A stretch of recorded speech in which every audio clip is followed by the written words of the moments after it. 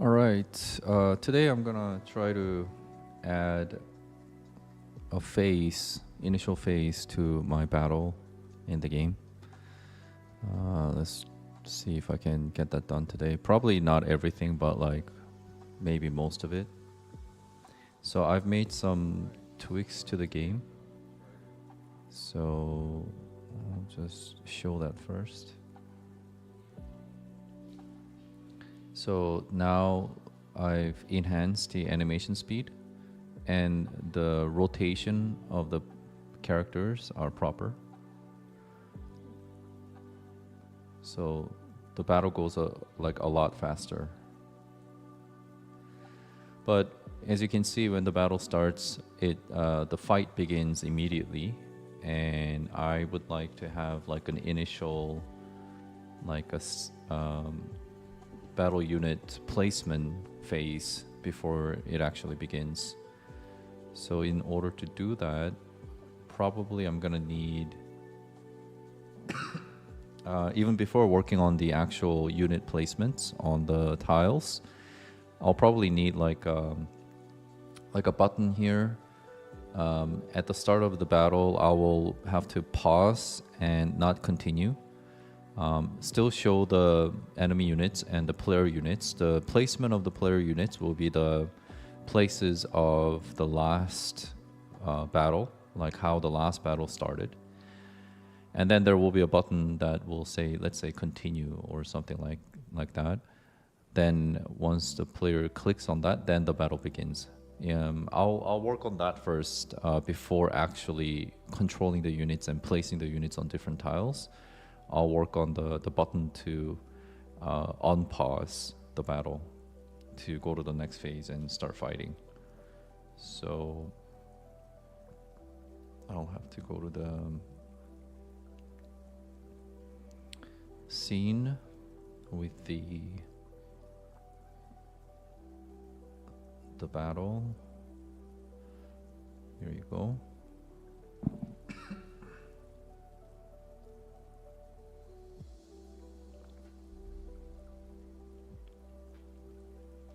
Great, everything is blank. I don't know why. Oh, here.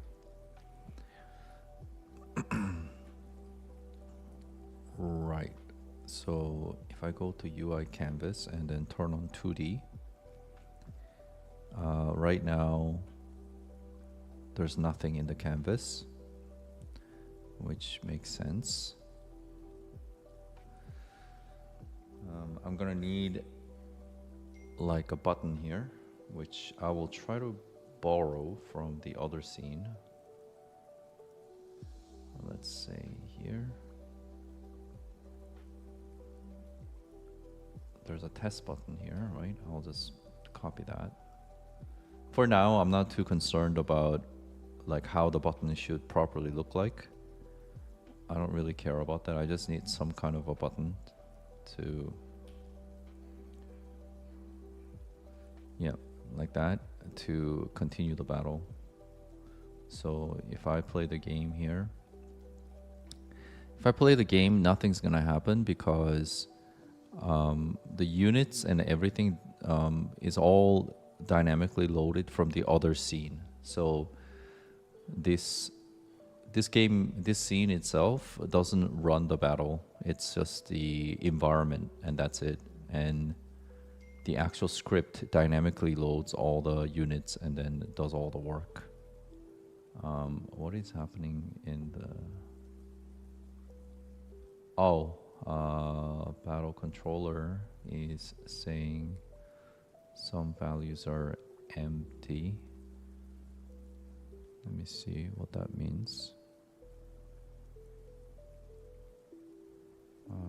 Value cannot be null.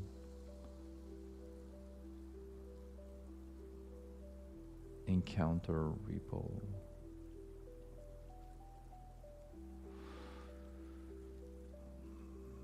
What's happening at the start of the battle controller?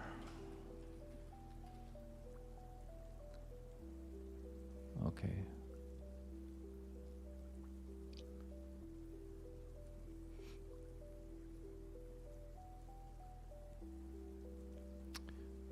I see.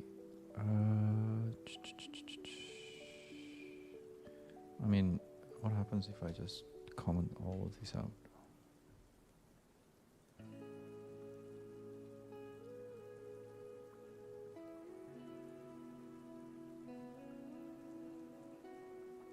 Okay, so for sure, one of these lines is causing a problem, which is okay.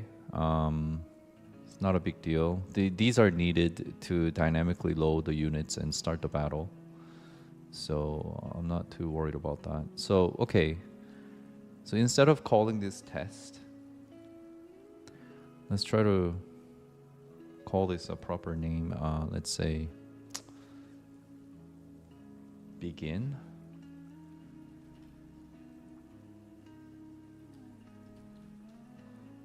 And then the content of it.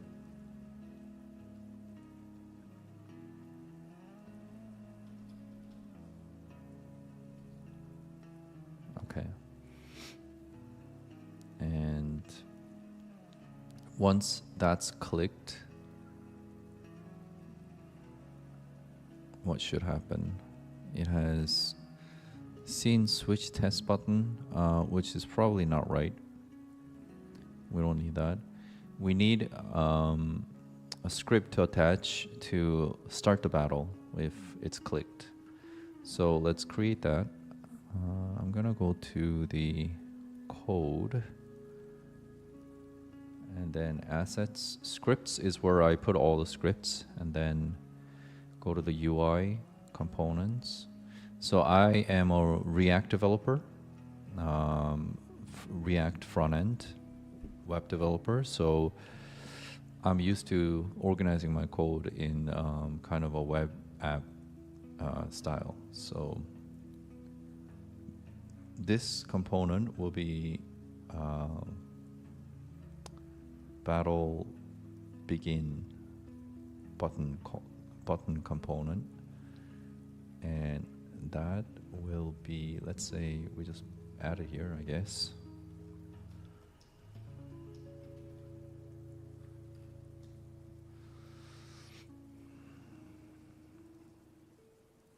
Okay, we have an example here, so I'll just try to follow that.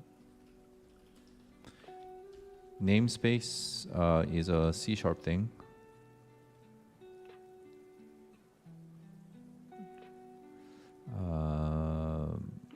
I'll just do public class.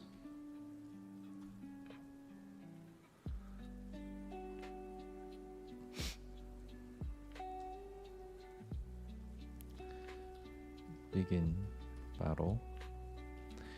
Right, and then we should be able to like call a function to begin the battle here. Should be very simple, but for now we'll put a debug begin battle. Okay, and then we need to attach that to the button.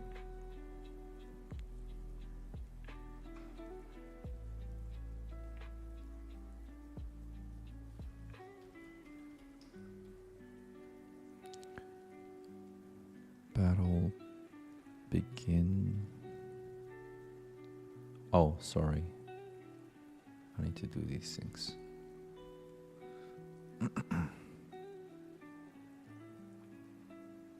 There we go. Okay. And since we did that, we can drag and drop this here and then begin battle like that. Okay, let's test it out.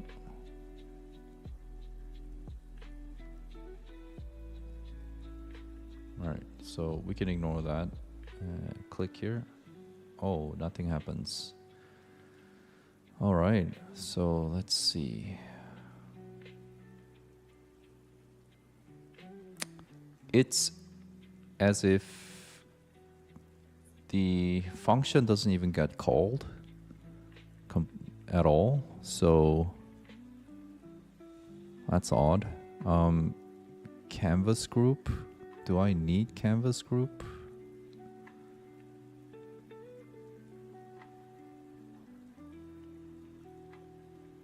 No, it doesn't work.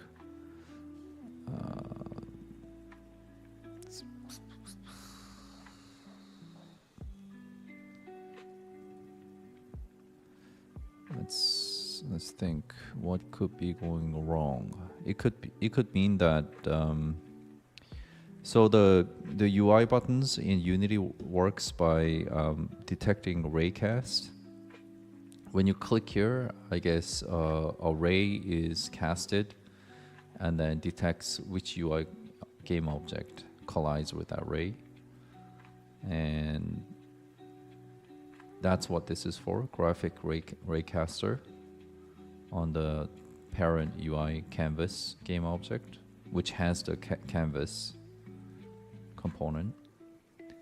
So we just have to make sure when user clicks and the ray is casted, this button is the one that interacts with it. And some of the things that interacts with the raycast are the images, and we do have raycast target on the background image here. So if I turn this off, you can see the background image goes away. So that should have worked. I am not sure. I'm not so sure why.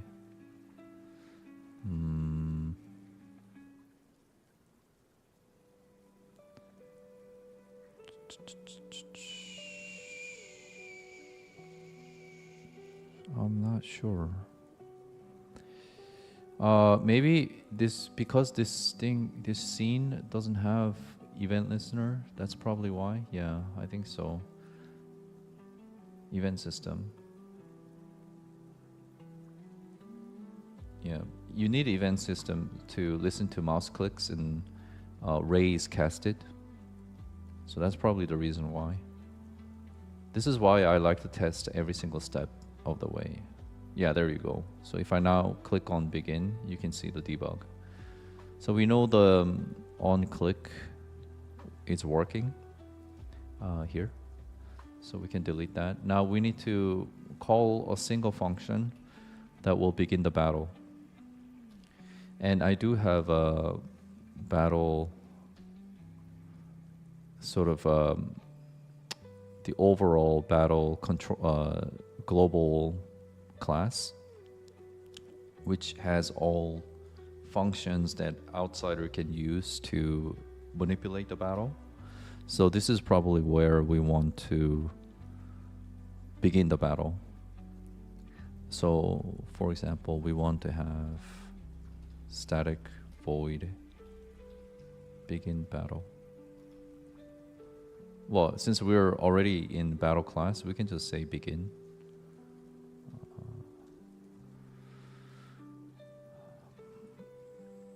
And it seems to me like the AI is saying that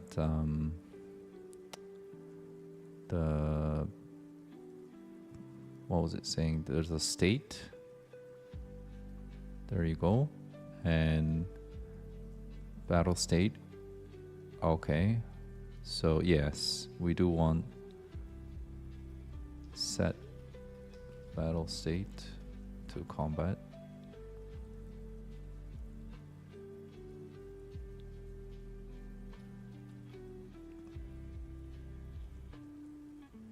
Right, so when combat begins, then we activate the turn queues. So my battle it has a turn management.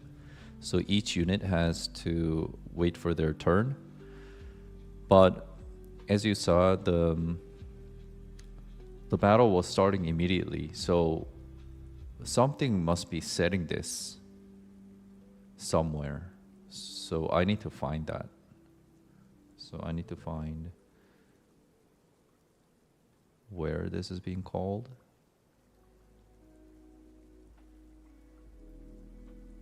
Oh, there you go. Oh, I already do have start combat. Okay, so I don't need that.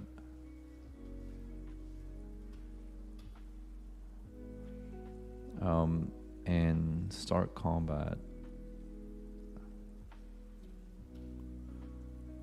is being called by who? There you go.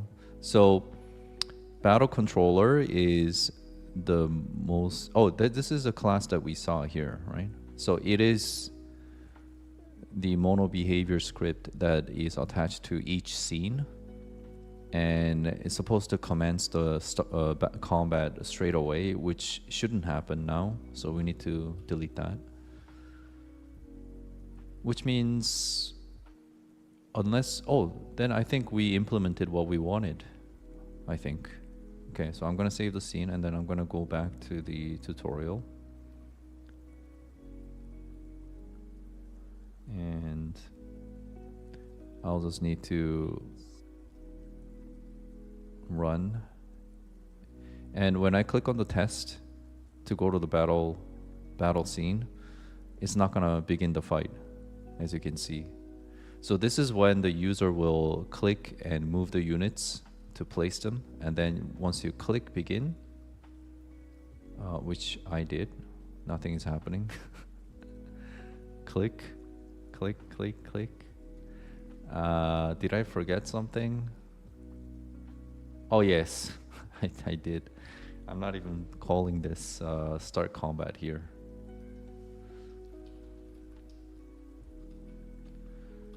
Okay, there you go.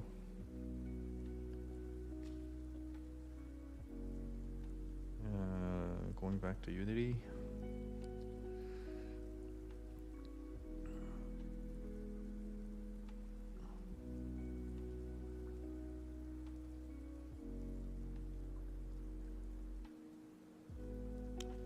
Okay, so now if I click, there you go.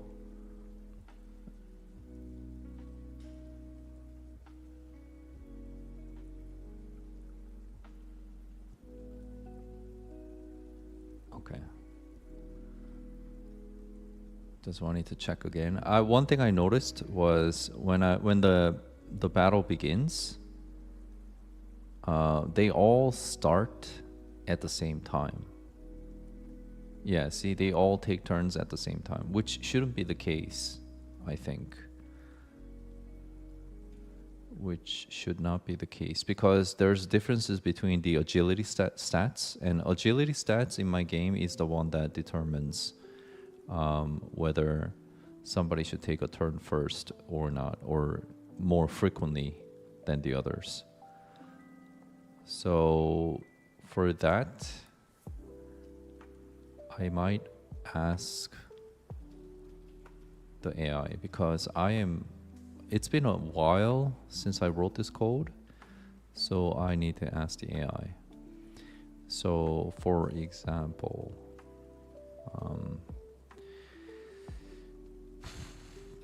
the turn queue is activated when the combat starts, when the battle enters the combat status state.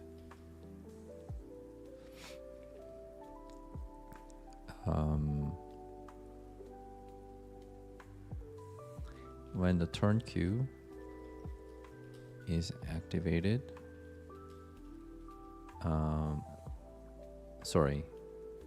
if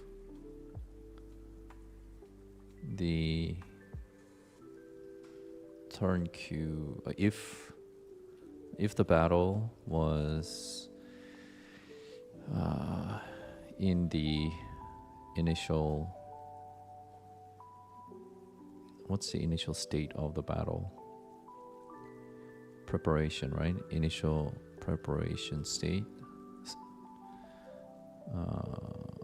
for a long time. Then when the turn queue is activated, all battle units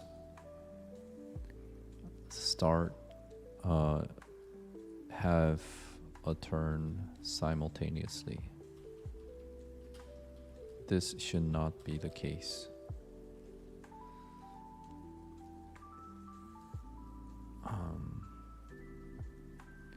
Let's see. Battle queue.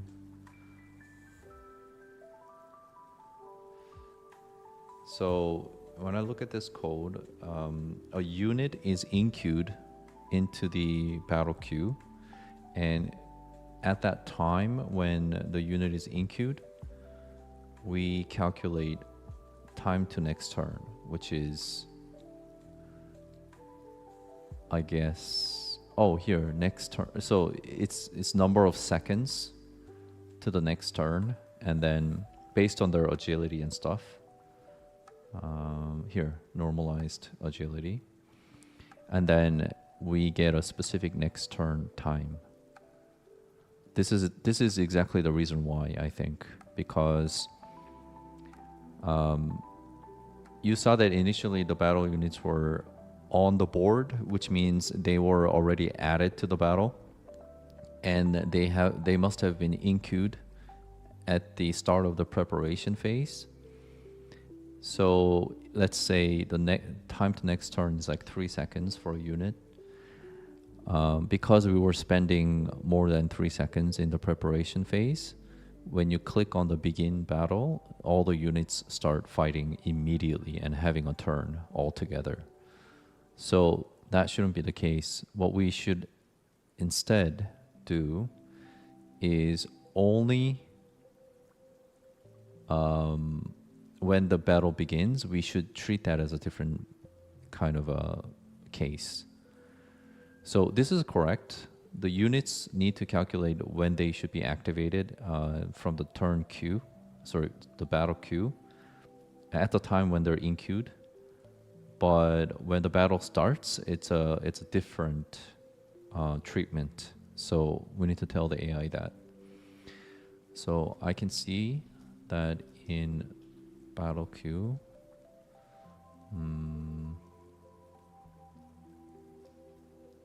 in queue function,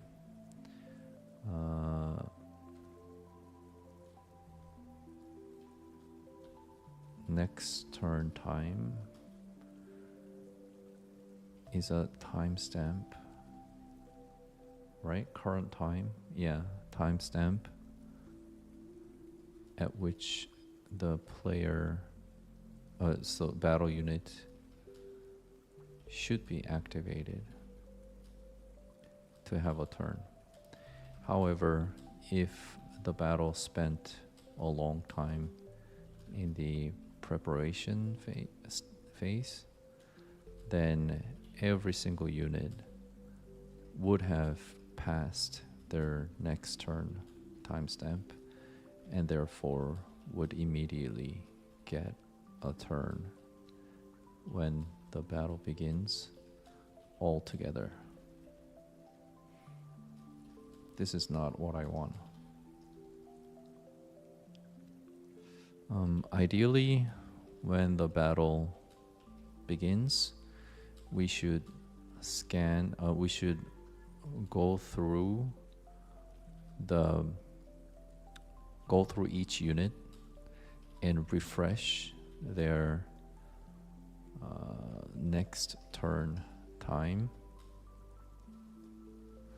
How is it using the next turn?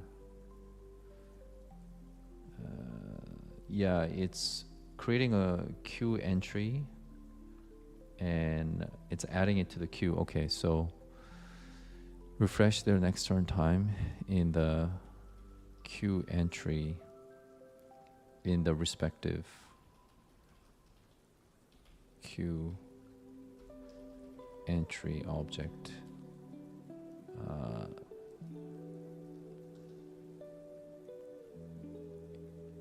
It has next turn time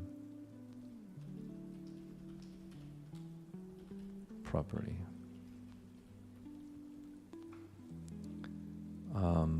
So in order to do this,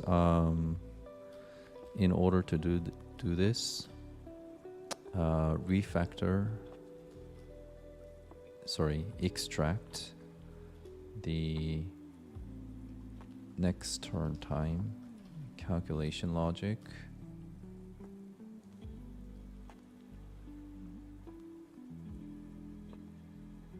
to a shared private method. To do this, add a method in battle queue that will refresh all the units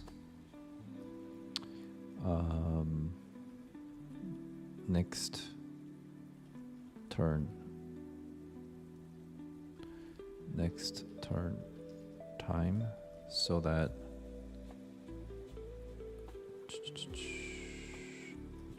the battle class can call it when starting the combat, when setting the combat state. So basically when in here, this is the sort of the global controller of the battle. When it sets the combat, this basically means, okay, so in the start combat, basically, call it inside the start combat method. Okay, so this is the entry point to start the combat from everywhere in the game. So in here, before we set the combat state, we want to call battle queue method to refresh all the units,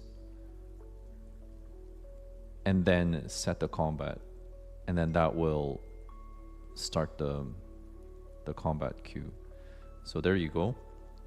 Turn queue dot refresh queue times, which should have been a new method in here, which is here. So let's see what it's doing. It's getting the current time, and then units to refresh. It's an empty list in the beginning, and then it's going through each entry in the queue and adding it to the units to refresh. Okay, and then clear the queue. Oh, I see.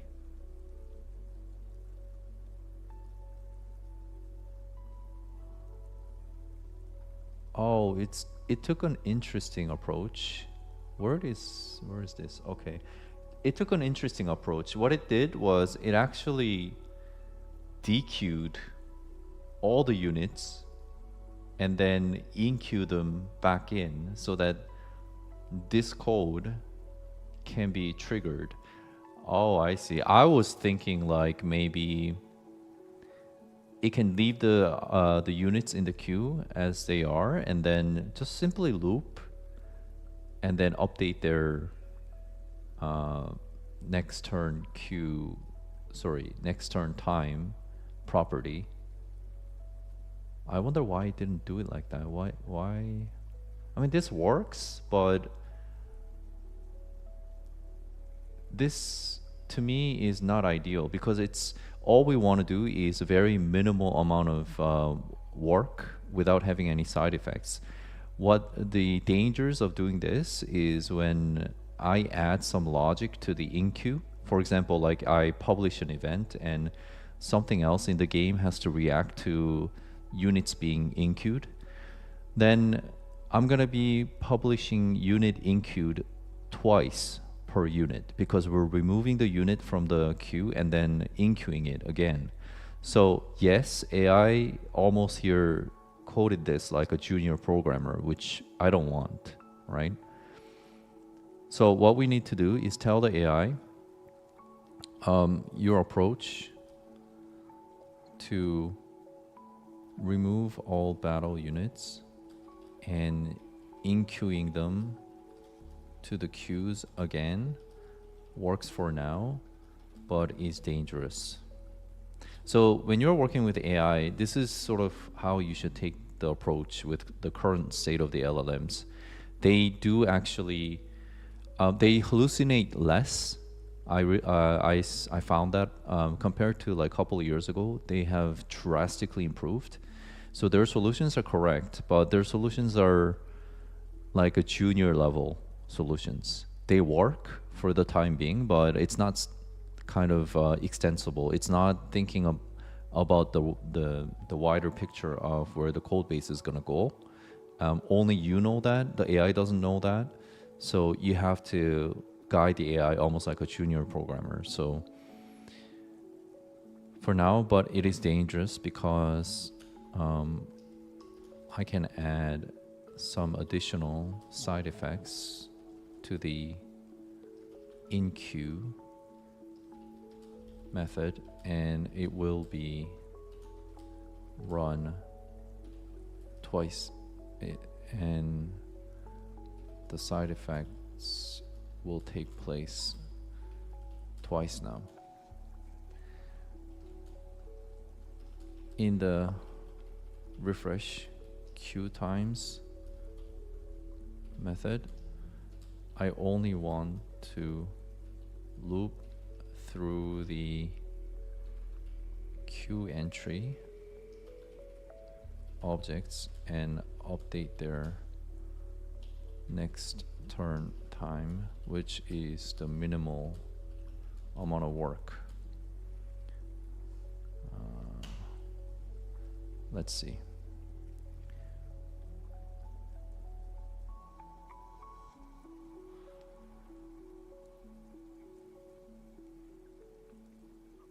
Okay, so now we have update queue.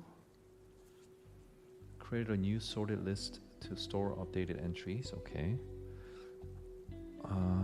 Update each entry's next turn time and add to the new list.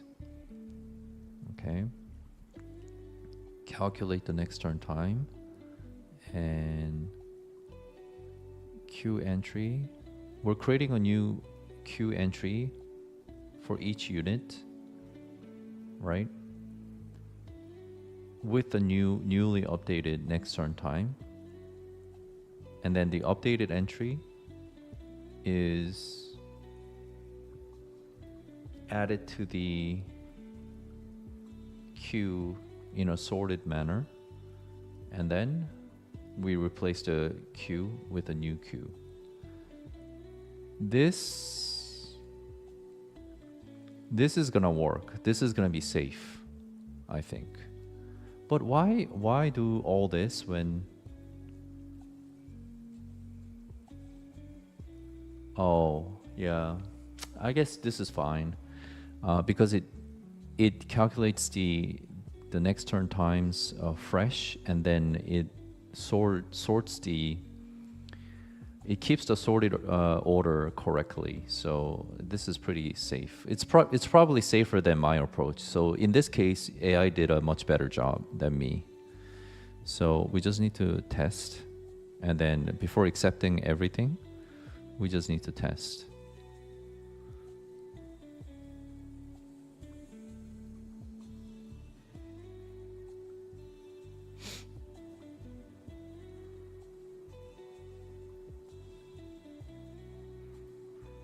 Okay, I'm gonna spend some time so that the next turn times all kind of pass, and then click begin. There you go. That worked perfectly because these units are supposed to be taking turns first because their agility is higher. Okay. Cool, so we accept that. And sometimes the AI puts way too much verbose comments, which I don't like. See, like comments like this is unnecessary. Like,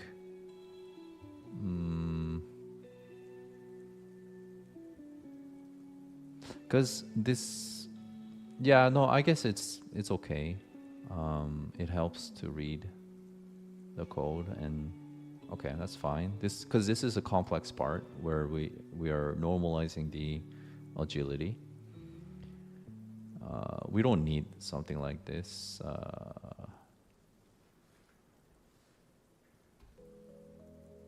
Like, we don't need something like this. We just need one explanation. Loop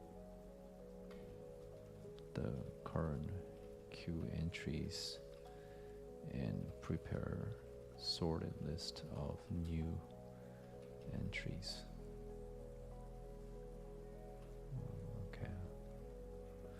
Okay, I'm happy with this. Okay, now Having a button to begin the battle is complete. What I need is the preparation phase.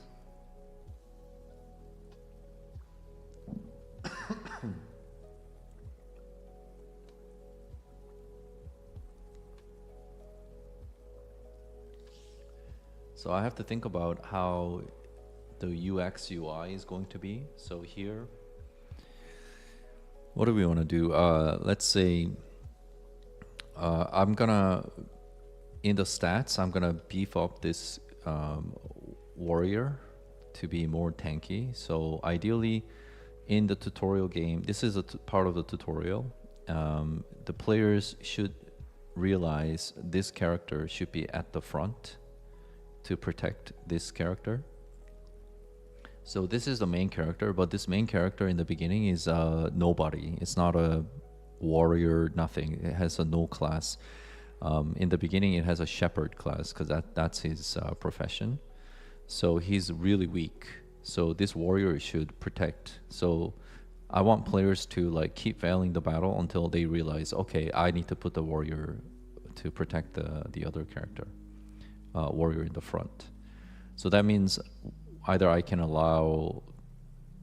So this is a mobile game, so I don't know if I'm gonna allow click and drag to here, which probably is the most intuitive, I think. If I can achieve that, that would be amazing, but I'm not sure how to do that in Unity.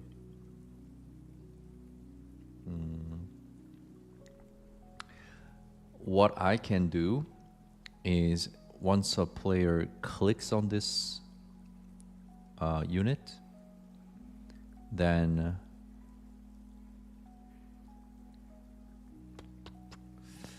I can allow the player to click somewhere else, and then that unit will move to that tile. I can do that.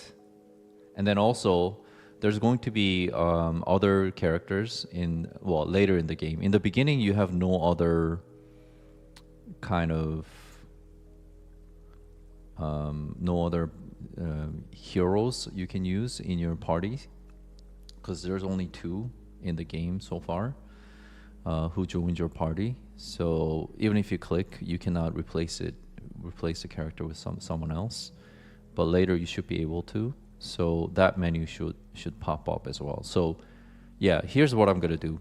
When the player clicks on the character, I will pop up a contextual menu showing like, do you want to move or do you want to replace? And if the player clicks on replace, I'll show a list of characters that this player, this unit can be replaced with.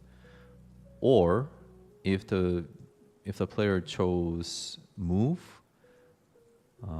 then we can highlight the tiles that this unit can move to, and the player will click on the tile, and then this unit will move. Okay, I think that's a good idea.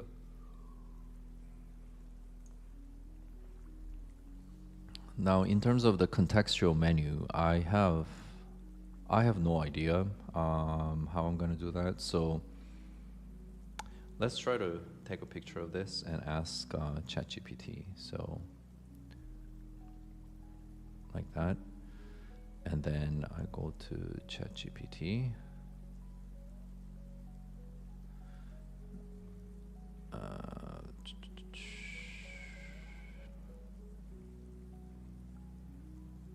Okay. New chat. Let me take the screenshot here. Okay. I have a game. I have a turn-based game with tiles like this.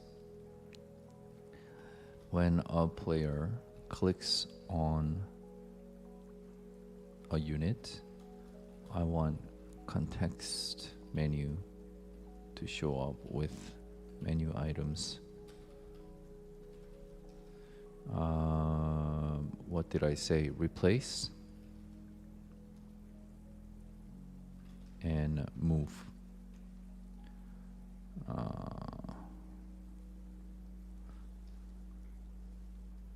Not move, relocate.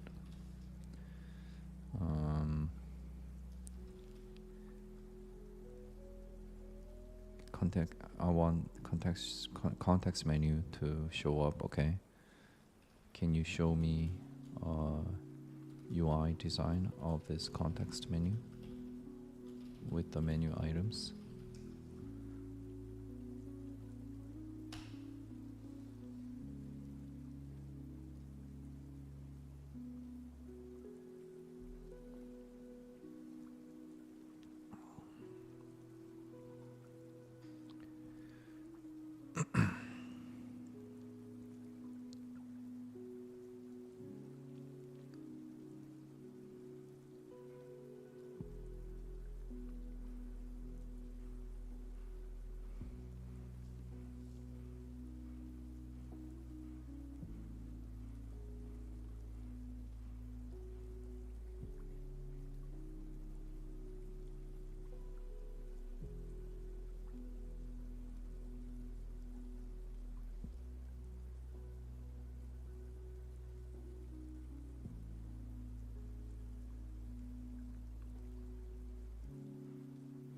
Oh, it's taking a while.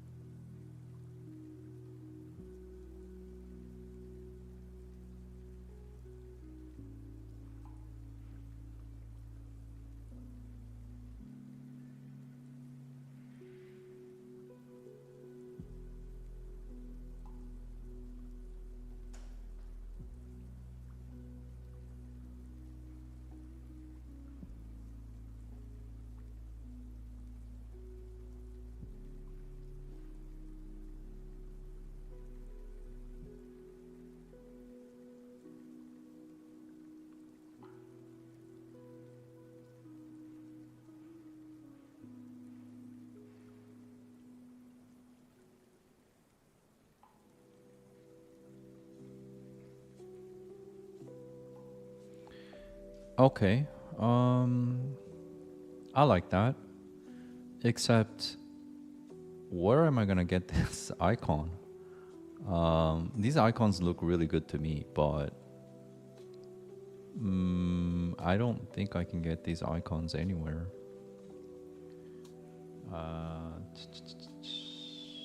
Maybe I can ask ChatGPT to generate the icon for me.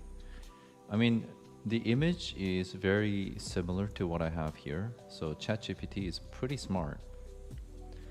And so let me imagine. So it's saying that I should have like a menu pop up like that.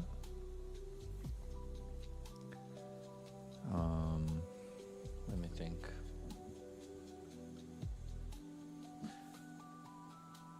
So that means if a unit is clicked, well, the player units will always be down here. Oh, never mind.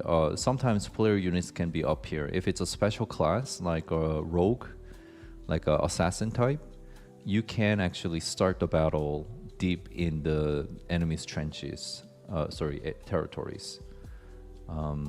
Only other classes are allowed to be on the tiles that are like your side of the half, but assassin types can be placed anywhere on the map. So if player chooses to relocate like assassin type unit up here, then the context menu has to be appearing down here, right? It doesn't make sense to appear off the screen.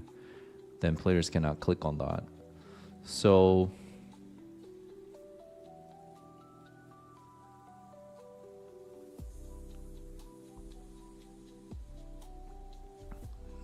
interesting problem. I guess what I can do.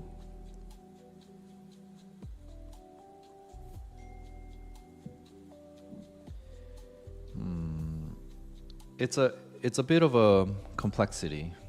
I don't want to deal with that complexity right now. Like showing where the menu should dynamically appear, like above the unit or below the unit, depending on the placement of the unit on the board. That seems a bit. It's not the complexity I want to get into right now. So what I'm gonna try to do is, well, first of all, I'll have buttons show up here then, right? Just below the begin. And yeah, I'm gonna have replace and relocate below it. When player selects, like when the player doesn't have any unit selected, those two buttons won't be appearing. But as soon as you select a unit that you can control, then those buttons will show up.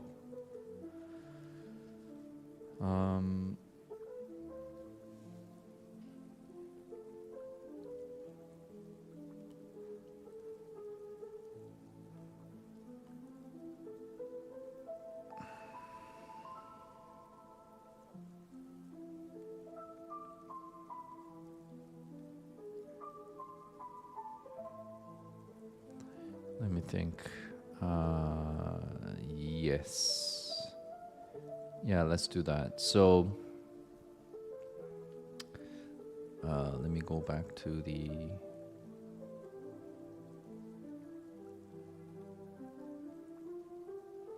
battlefield scene. Okay. So we can have two more buttons. Let's create an object. Buttons. Begin. And this is going to be replace. And this is going to be relocate. Replace. So let's say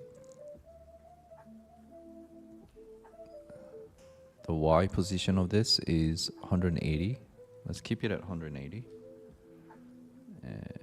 Replace is going to be 30. So 150 difference. So minus 120, like that. Okay, cool. So replace is gonna have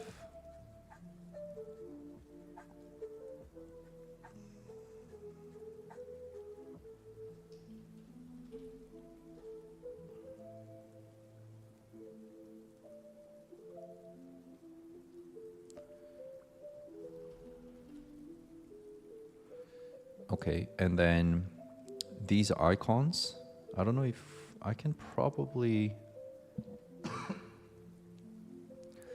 change the icons as well. There you go. What icons do I have?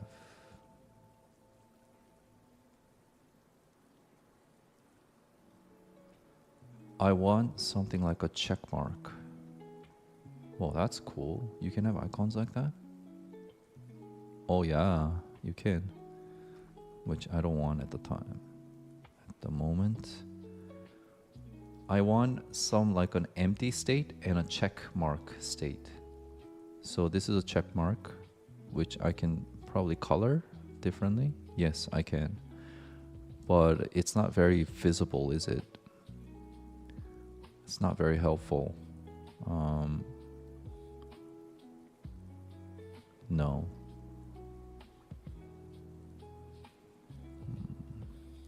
Is there like a solid check mark?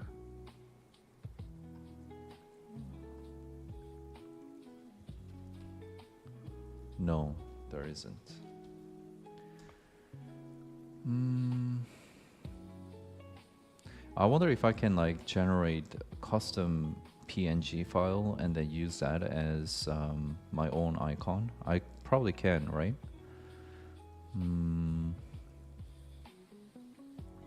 I just need some sort of an indication of whether this is activated or not. So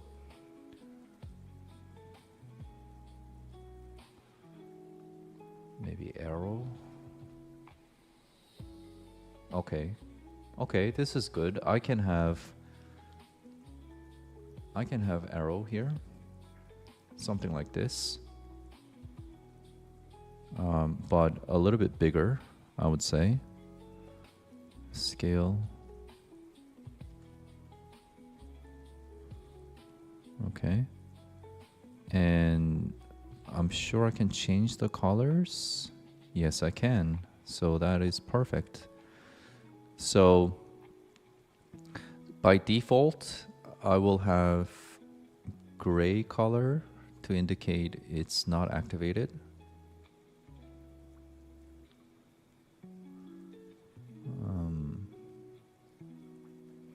And probably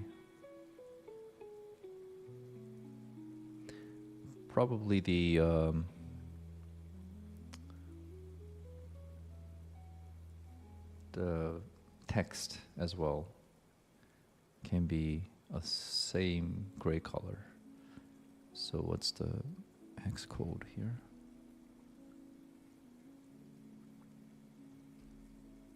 Like that. Yeah, that looks like it's disabled, right? So we need to do the same here.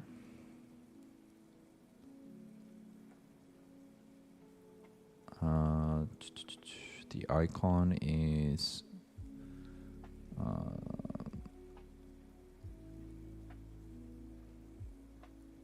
arrow.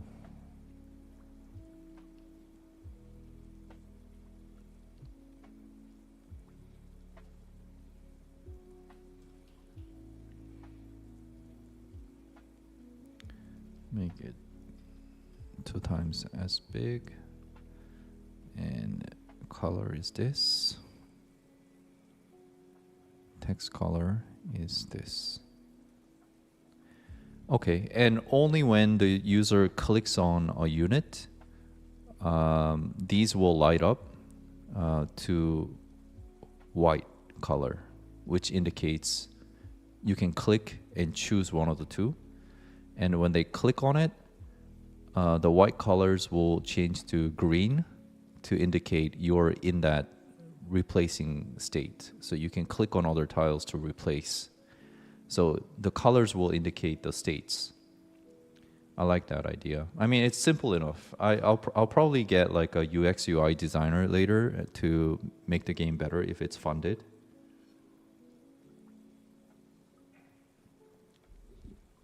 But in the beginning, I think this works. Okay, so then what I need is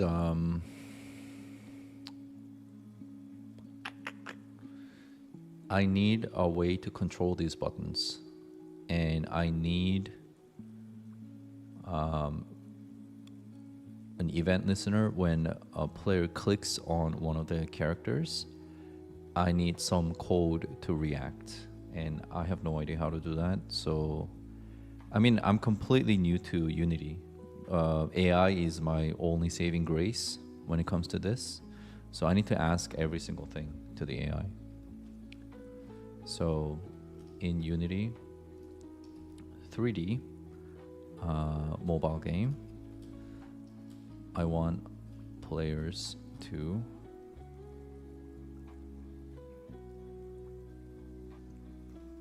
click on one of the characters,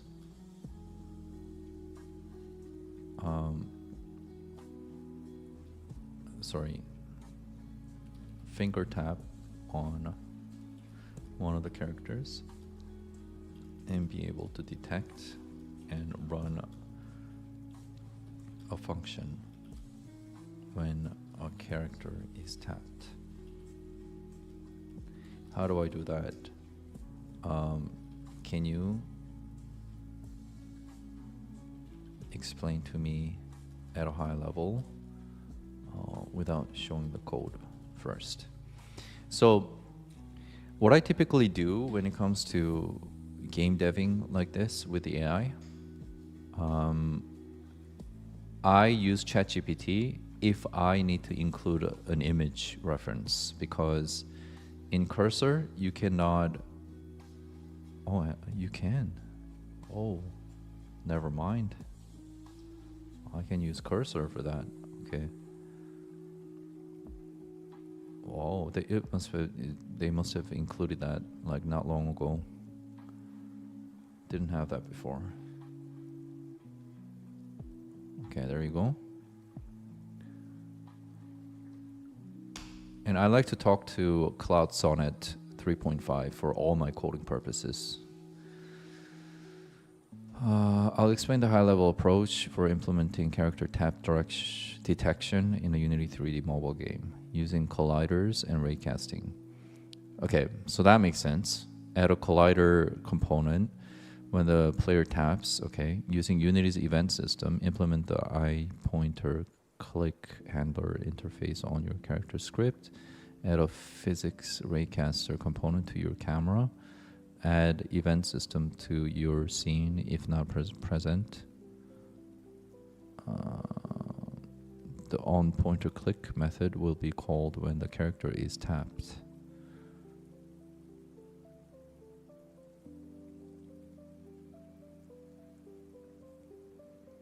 The second approach using Unity's event system is generally preferred because it's more optimized for UI and touch interactions. It indicates well with Unity's input system, integrates well, and it handles edge cases better, like UI elements overlapping characters. It's easier to extend with. Okay, so I'll take the second approach then. The only thing is that if I take the second approach, is it only for mobile game, or does it also work for desktop mouse clicks? Because I do want to eventually port this game over to desktop, but I don't really have to worry about it, I guess. Okay, so let's take the second approach. Okay, so show me step-by-step detailed instructions to take the second approach. Take the Unity's event system approach.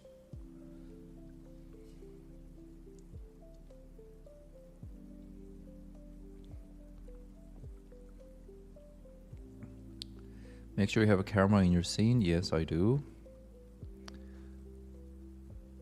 That's rendering your characters. Yes. The camera should be properly positioned to view your characters. Yes. Required components. Add an event system to your scene if it's not already there. Yes, it is. Add a physics raycaster to your main camera. I think I do have that. Where is it?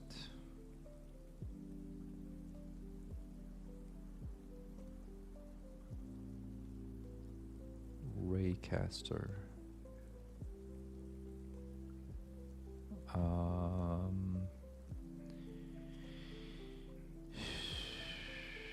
What did it say?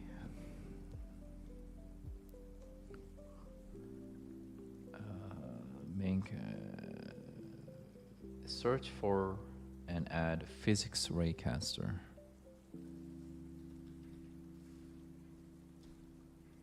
Okay, it seems like I didn't have that. Yeah, I didn't have that. Okay, sure. And then event mask everything, max ray intersections 0. I don't know what that means. That means maybe how many game objects you can penetrate.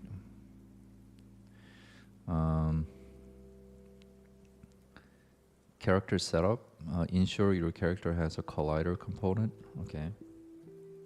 So each of these characters are dynamically loaded prefabs. So prefab here, battle units. Let's say Joel. Joel does not have a collider. Interesting. Okay, so what kind of collider should I give? Capsule. I'll do capsule.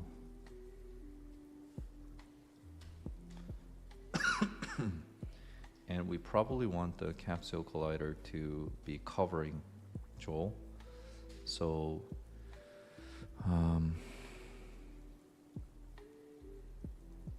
height is going to be 2. Position is going to be 1, like that. Yeah. And then the collider should be properly sized to match your character's visible area. The character's game object needs to have rigid body component. Okay, you can set it to is kinematic if you don't want physics to affect it.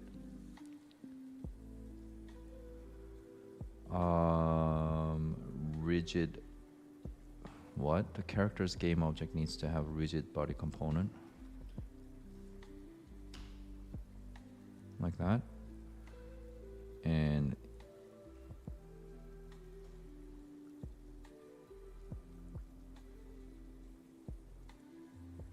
you can set it to is kinematic if you don't want physics to affect it.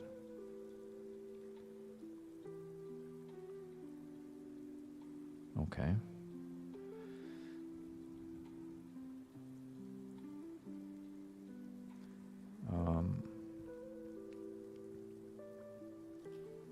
In Unity, rigid body component.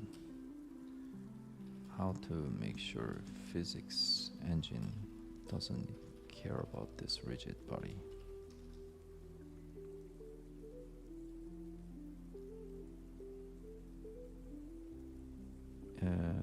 Set rigid body to kinematic.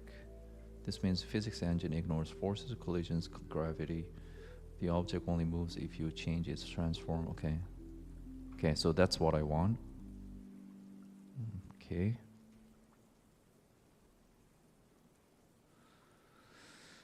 And then, okay, so character setup is done. Create the character script. Create a new script, character tab. The script needs to implement iPointer click handler interface from Unity. Define what happens when the character is tapped. Optionally handle character health status display. Would you like me to show the code? Okay. Okay, so I need this script. I wouldn't necessarily call it character tab. I would call it something else. But let's add that. Assets, scripts. Where should I put it? Is it part of the UI? I think so. It's not part of the gameplay or anything like that. So let's put it into the UI. That makes sense. It's part of the battle for sure. I'll add it here. I'll say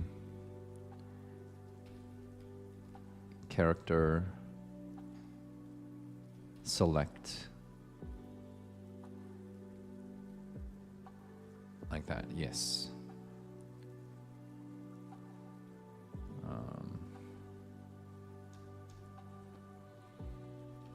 Namespace UI.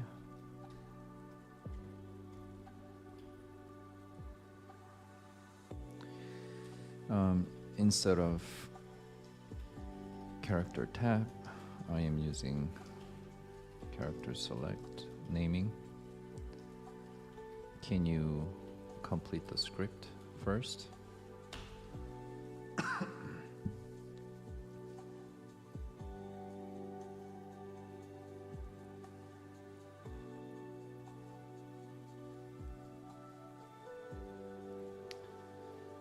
Okay, so it seems like the eye pointer interface is an interface, and this is a, I guess, inheritance. I'm not too sure about C sharp, but this seems like I'm implementing an interface, and this seems like I'm inheriting a class. That's what I think. And is selected, true or false, okay. And then what? This, I guess this will show up.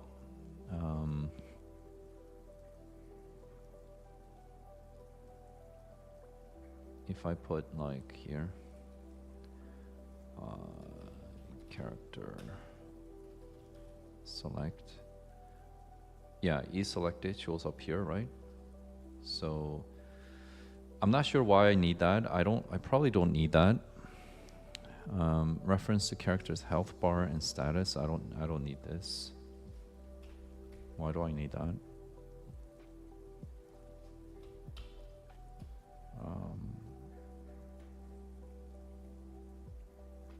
I don't need this to be serialized. Really don't. On point click. Okay. Okay, let's go to the scene and test it out. I do have a problem here. I think this is coming from the... Yeah, we don't have to worry about it. This is already discussed issue. It's coming from the battle controller when the game starts. Oh, sorry, we can't start the game from here. We have to... Well, actually, it's a good chance to see the placement of the buttons. Yeah, it barely touches the tile here. So it's okay. Once the battle begins, this should disappear anyway. So let's go to the other scene.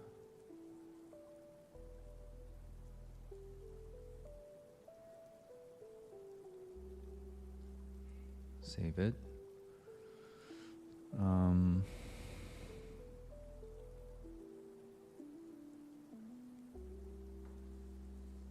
So what we expect to see is now if I click on this guy, I expect some print statements to happen. Oh, yes. But if I click on this guy, nothing happens, right? Oh, that's amazing. If I click on the tile, nothing happens. Oh man, that's amazing. So you can see I can toggle selected, deselected, you know. That's amazing. Okay, so we gotta do the same to all the player characters, basically. All the player character prefabs. I have a hard time pronouncing that. Prefabs.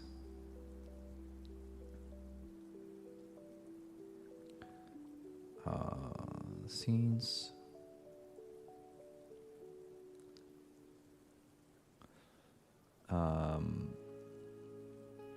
Resources, prefabs, battle units, Roid. Yeah, this guy too needs it. So let's see, what did I do?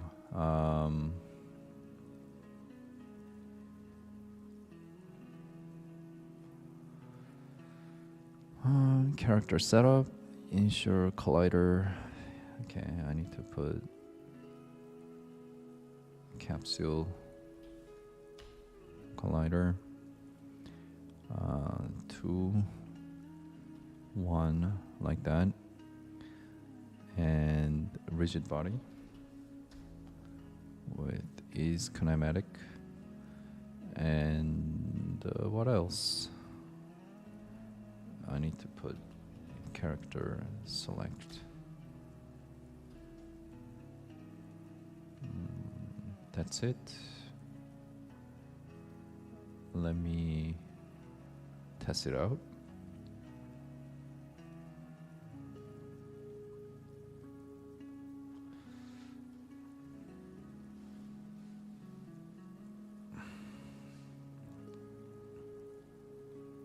So if I click on this guy now,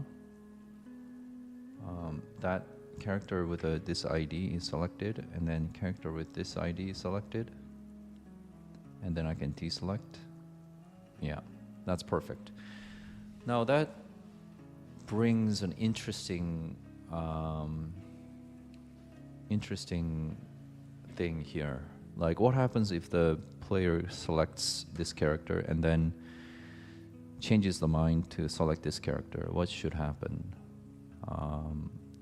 So when a character is selected, we should have an indicator to show this character is selected, probably with like an outline or something. So I do have an outline that I implemented for a prefab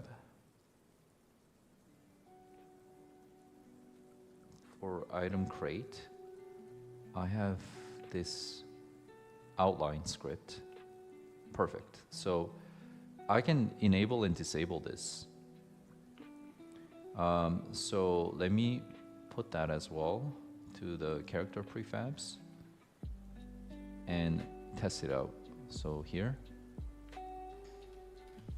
outline.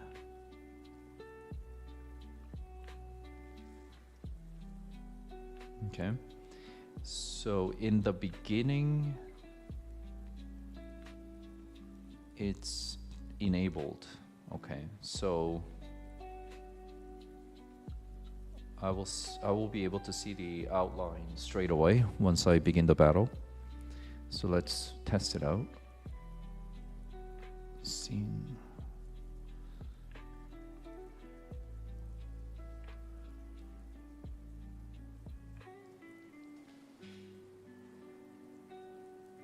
Okay, it's showing up, except the outline is kind of not visible.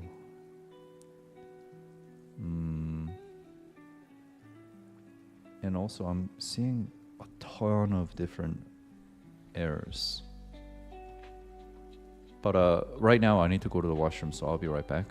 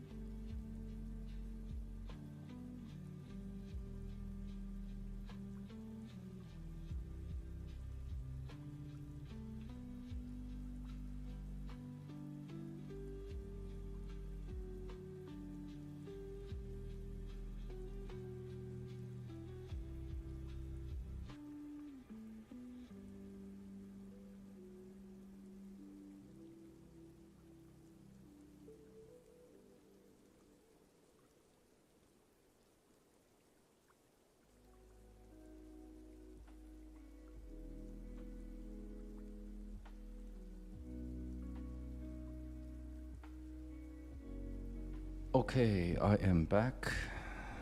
Right, so I think this outlining error is happening because of the new outline.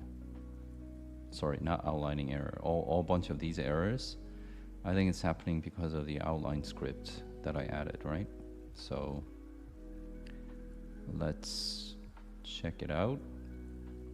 Let's say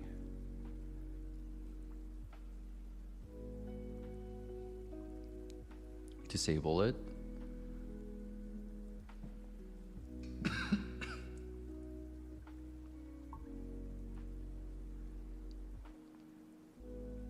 Oh no, we see the errors anyway. What is happening? Not allowed to access vertices on mesh. Weird. What if I just completely remove?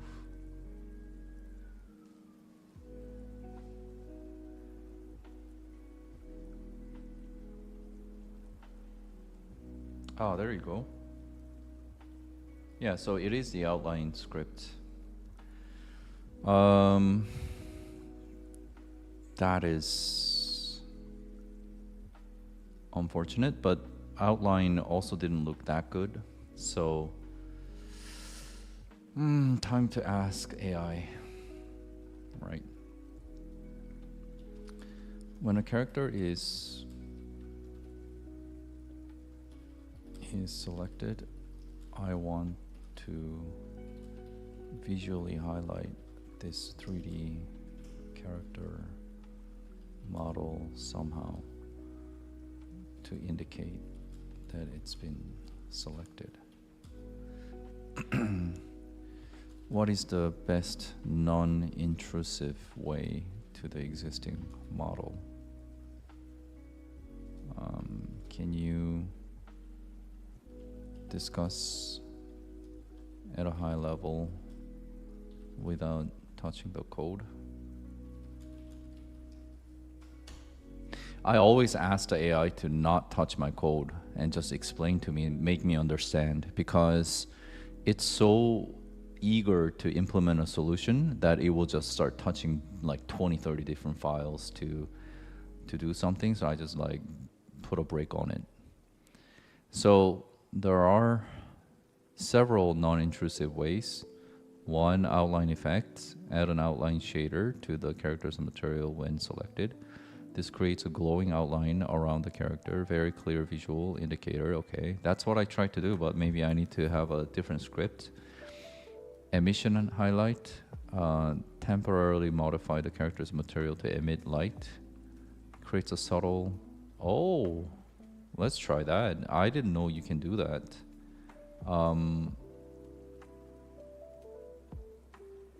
Modify the character's material.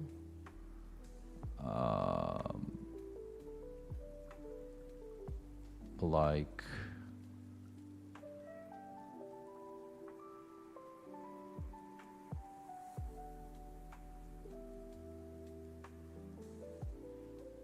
Like what?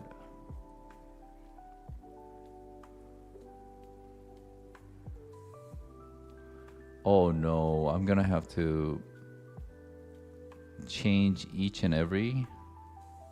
no, I don't want to do that. That's too much work. Create a simple circular sprite or a mesh that appears beneath the character. Okay. Floating icon. Add a small UI element or sprite that floats above the selected character. Okay. Color tint. Slightly modify the character's material color. Okay. So I don't want to change the existing character material because it's too complex and too many objects that make up a character, and I would need to change materials in all of them.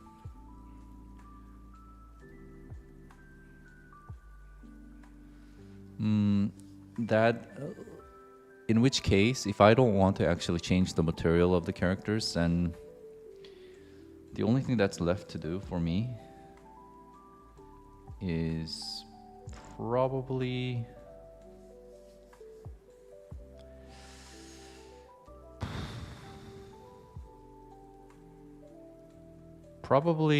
putting some kind of an indicator, unfortunately.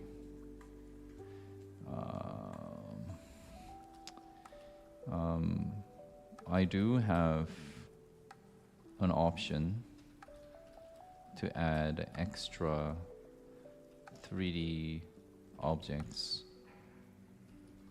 as you mentioned, for the selected character. But before using that solution,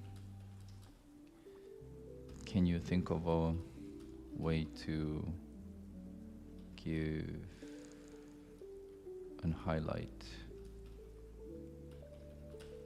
to the character in an easy way from the script? Kind of like adding script without touching the existing materials.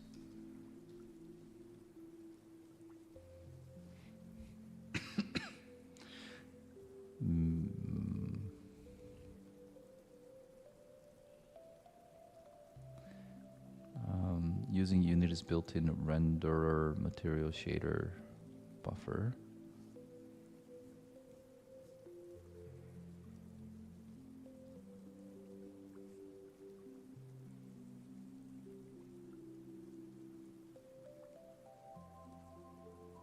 Add a post-processing volume that only affects selected characters. Can create an outline or glow effect. Works with the entire character hierarchy as one unit. No material modification needed. I recommend first approach. Okay. Doesn't require setting up post-processing. Works consistently across different graphics settings. Can be easily controlled from your character select script. Okay, so okay. Do I have to do anything in Unity for the first solution, or can you just do everything within the character select?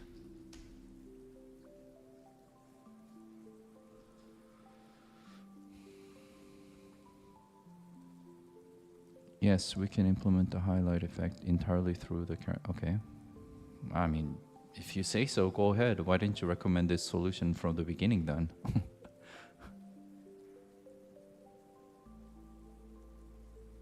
Wow, that's a lot. Not too bad. Okay. Let's see. Let's see how good the AI is, shall we?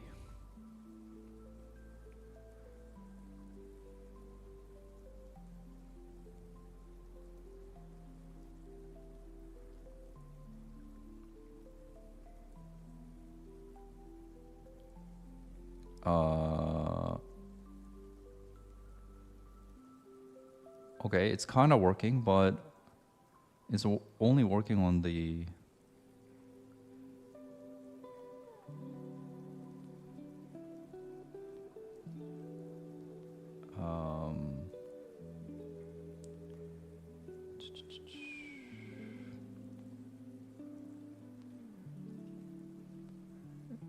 yeah, it's only working on the weapons, and it doesn't look good. That's the problem. It doesn't look good.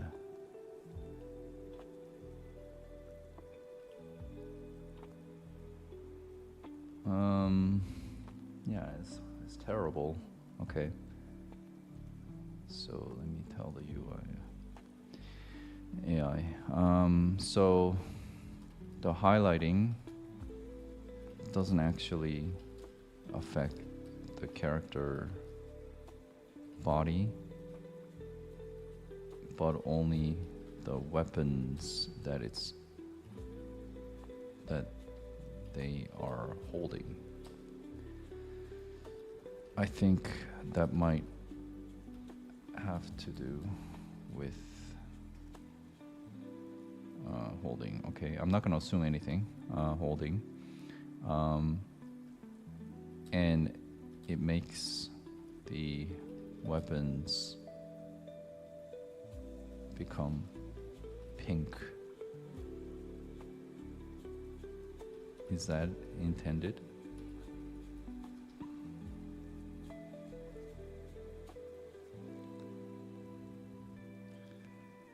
The character's body probably uses skinned mesh render instead of regular mesh render. The pink color suggests a shader incompatibility issue with the standard shader we're using. Okay, so maybe I should like mention that we are using URP, Universal Rendering Pipeline.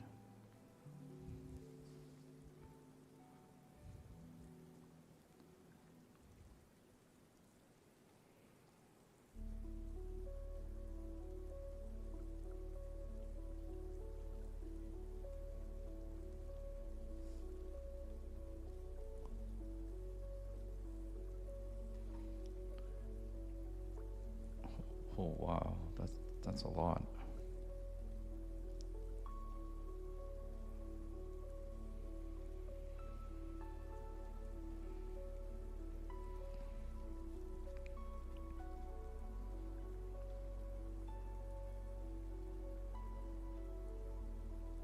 Oh, that's not too bad, honestly. But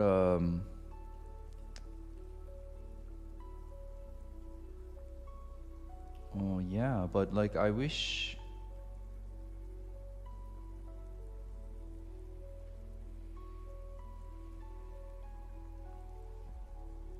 Yeah, that's not too bad at all. But I wish the colors can be interleaved, like as in the yellow shade can be like transparent and slightly on top. Is that possible? Okay, wow, that's amazing. AI, I gotta give it to AI. Like, I would have never been able to code this without AI. There's no way. I would have to be very experienced with Unity to understand all these, the shading, the shader logic, and I guess it's injecting some kind of shader logic into the universal render pipeline somehow. I am not sure. I'll have to read the code and study, but so right now everything is being right now the selected character is being shaded to yellow color correctly, including the character and the weapons, but it's showing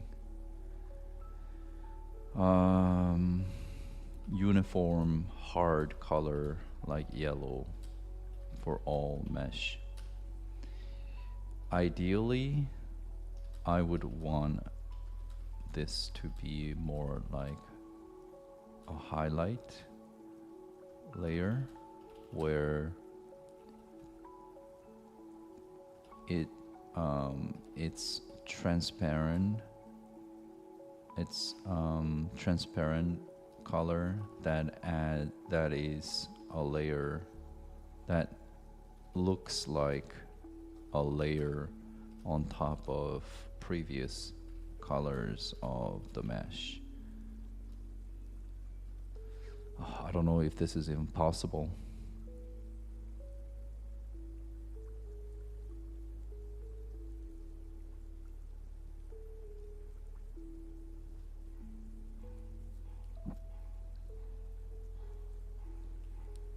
You can do that in shader? Okay.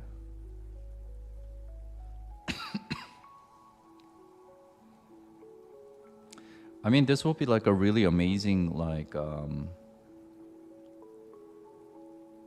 way to learn how to work with shaders. No.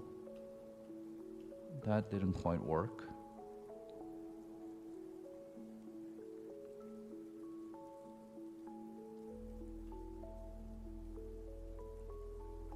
I wonder why this part is not shaded. But yeah, that didn't work.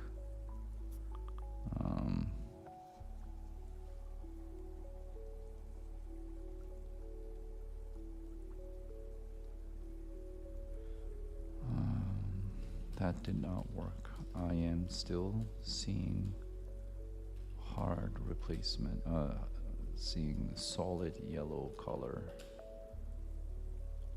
change to the entire meshes of the characters. It's not really highlighting.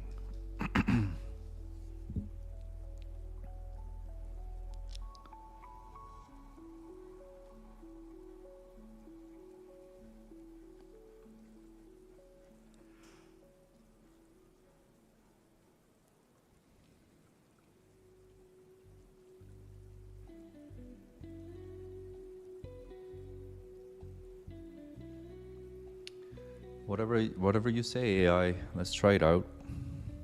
See how it works.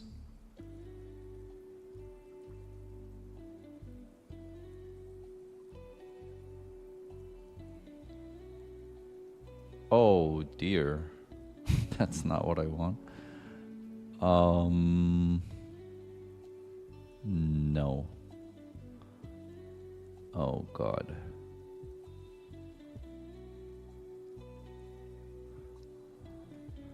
Okay. Now I see solid yellow color. Still, but very bright.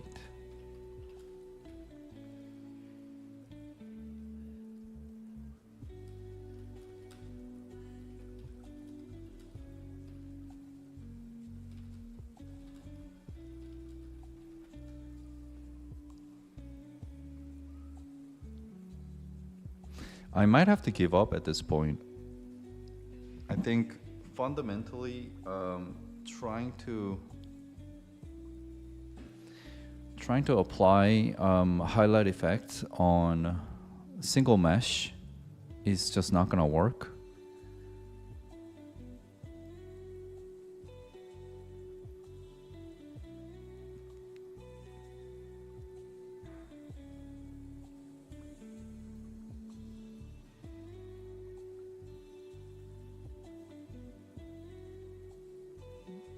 Did the AI just create this?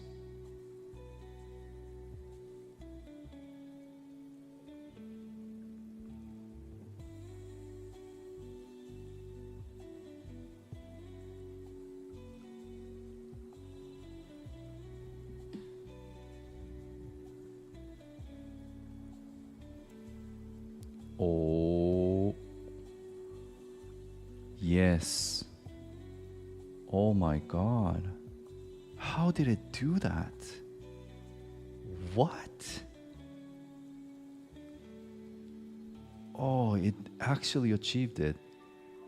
How?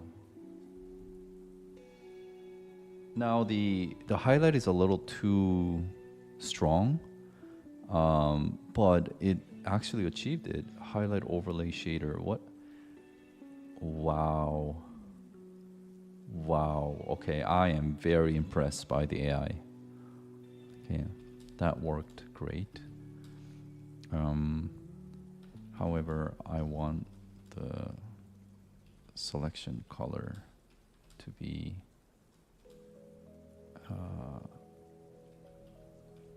adjustable in inspector as a parameter, as well as the intensity of the highlight.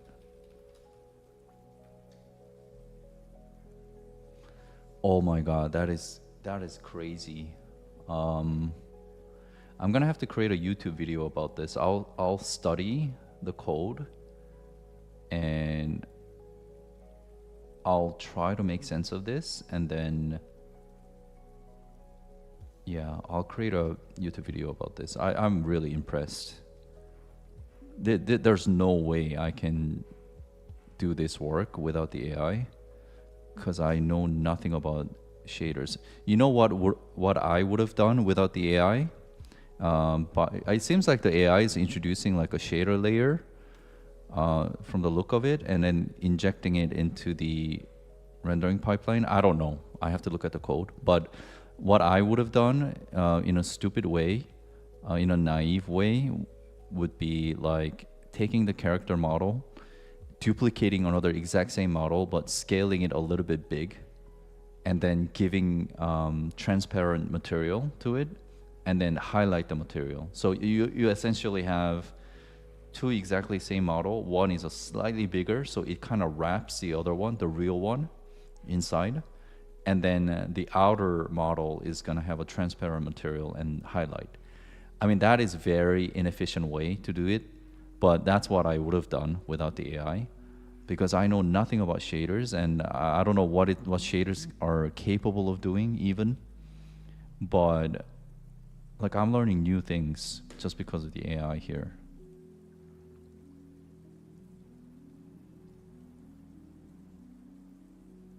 Okay, so it's exactly the same right now, but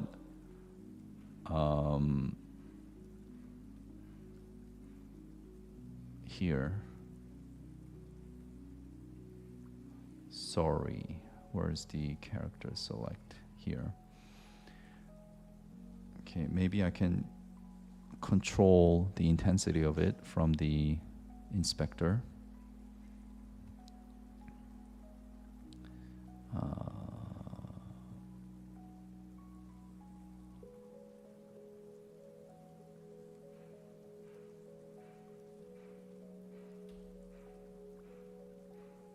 Okay. Okay, I see.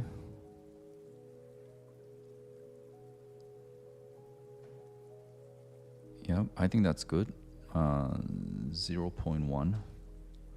And then I'll change the color to green. Yeah, so this color.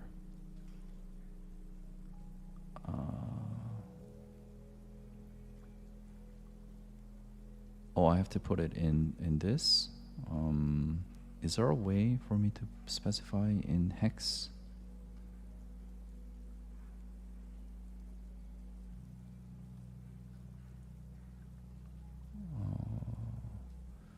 What is that? This is RGBA. Okay. So that would be 6,255.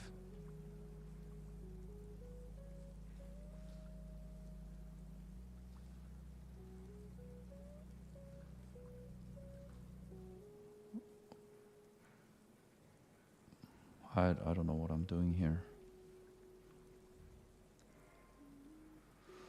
It seems like it's expecting float. Okay, let me ask AI. In Unity color, in Unity, how do you create color object with RGBA values? 6, 255, 0, 255.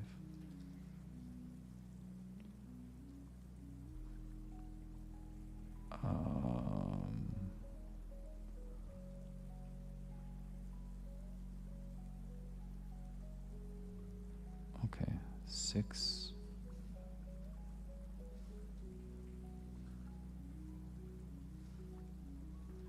And then intensity we said was 0.1.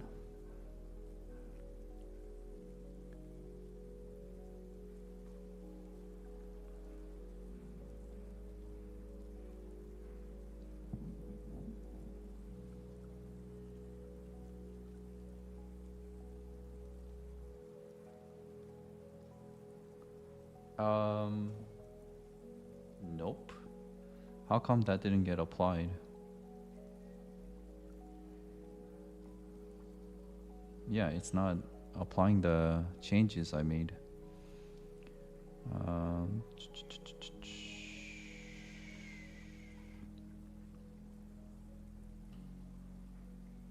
that's odd.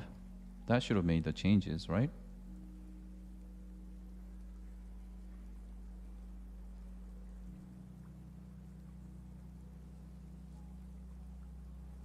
No, it didn't. What is going on? Let me try to search the entire code base for 0.3f. Nope, that's not it. Okay. That's weird. So I've made changes to the highlight color and highlight intensity parameter default values in the script, as you can see. But when I run the game, it still applies the previous settings. Why is that?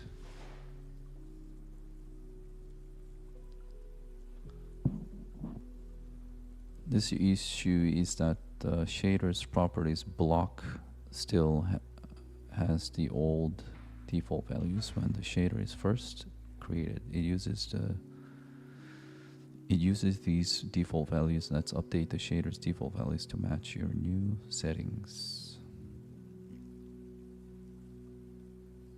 Oh, so it has to do with, oh, it has to do with this. Oh, I see.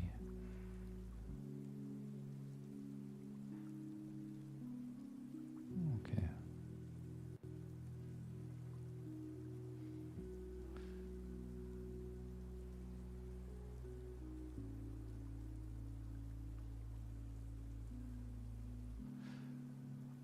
I am keep seeing this error and I don't know what that is.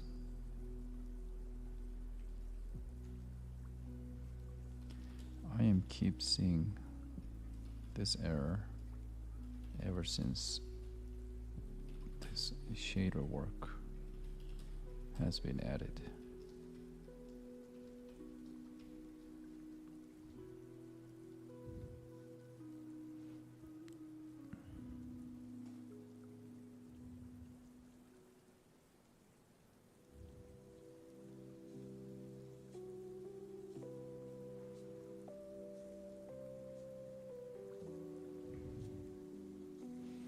Whoa, we just went in and changed a whole bunch of stuff here. I don't want you to change anything. I liked it how it was. It was working fine.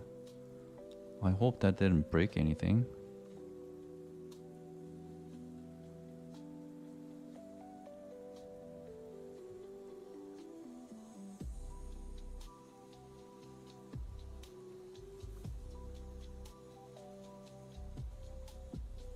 It's still not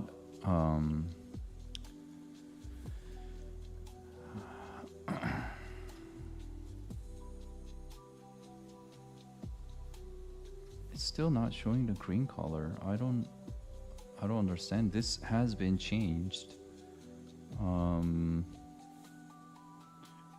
Let's see. Select 6 divided by 255 and 0.0235. Yeah, so that's correct. That's weird. So I can see that the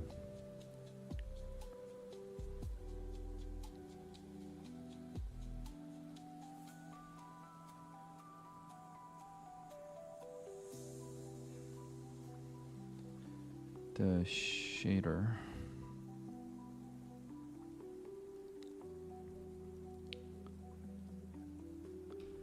has the color correctly, but in the game it's still showing the previous yellow tone, yellow color highlight.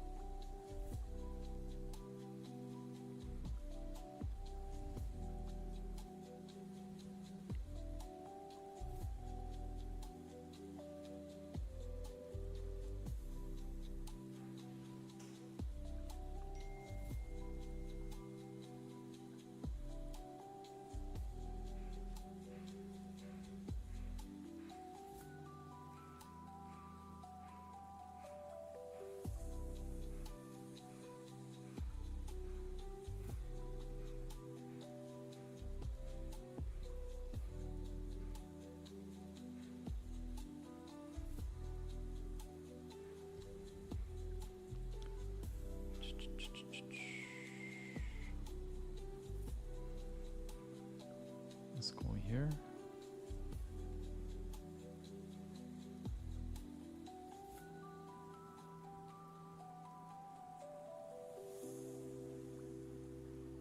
I think I'm gonna stop the streaming once I get this working, but it seems like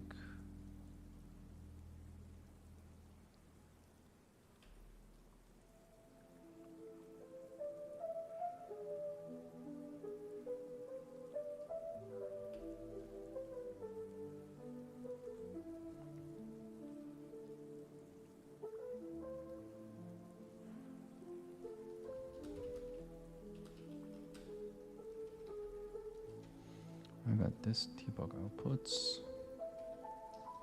still suffering from yellow color issue and not the green color I want to apply.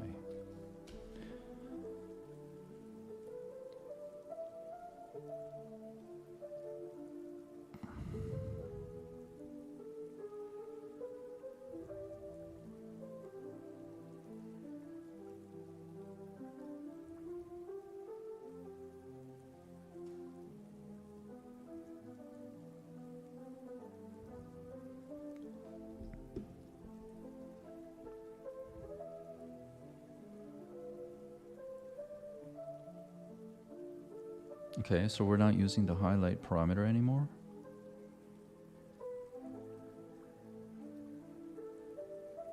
Okay, remove the use of highlight color. Set the color through the material's color property.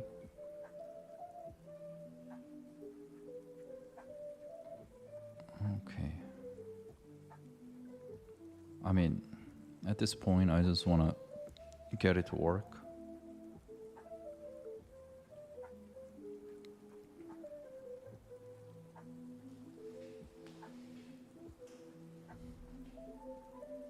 Yes, that worked.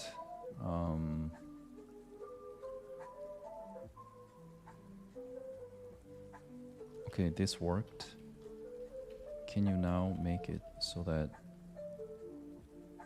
the inspector parameter color can be used to manipulate and experiment with the colors?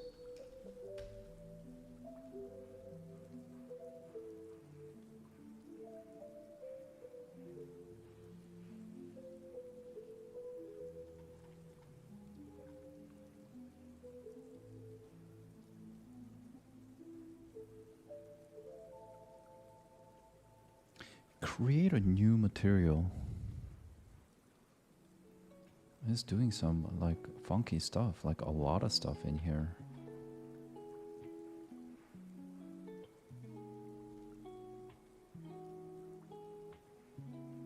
I will definitely have to study what's happening in that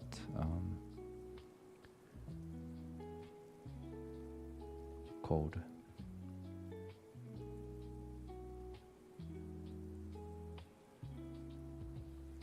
Oh, it went straight back to being yellow again. Oh no.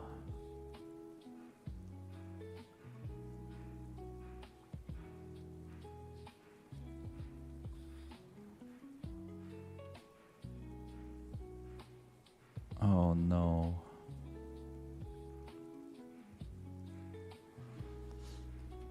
It went straight back to doing using previous settings.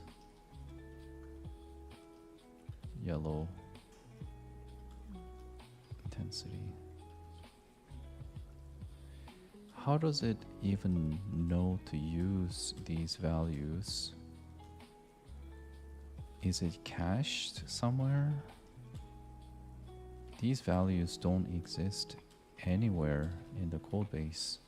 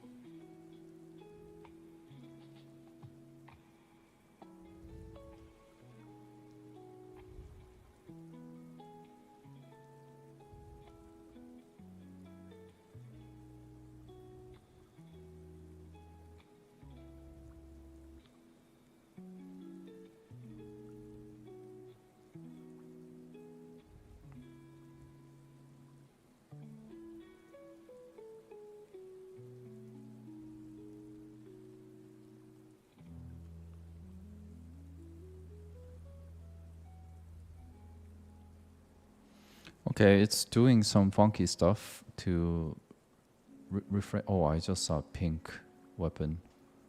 Oh no.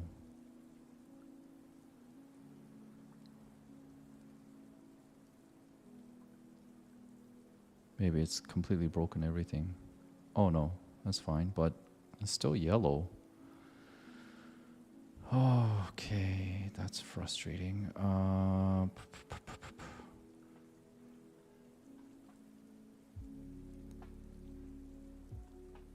Okay, I want to revert back to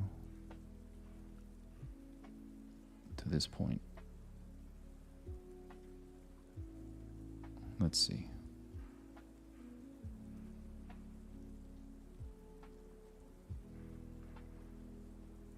I'm fine with not getting the inspector work. Yes. So, what has been done here?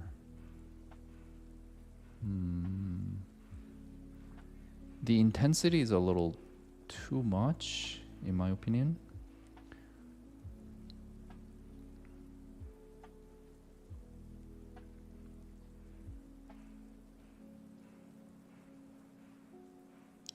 Like that seems really intense.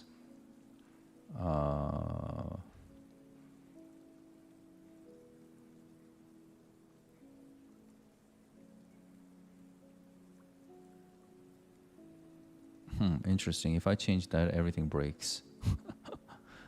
Okay.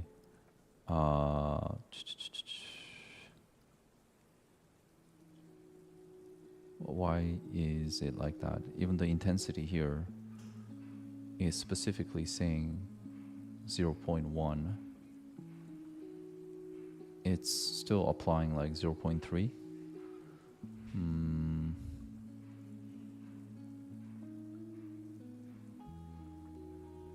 All right, time to reset the chat. Oh. Oh. No. I should have accepted the changes and then reset. Oh no. Oh no. How do I... Can I get it back? No.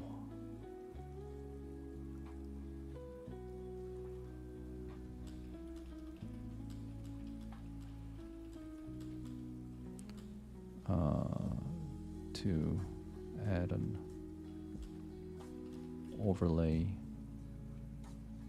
color effect.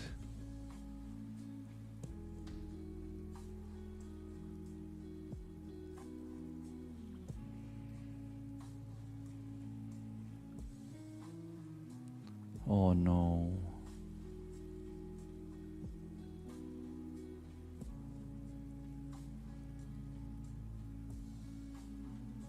Oh no, have I completely screwed it up?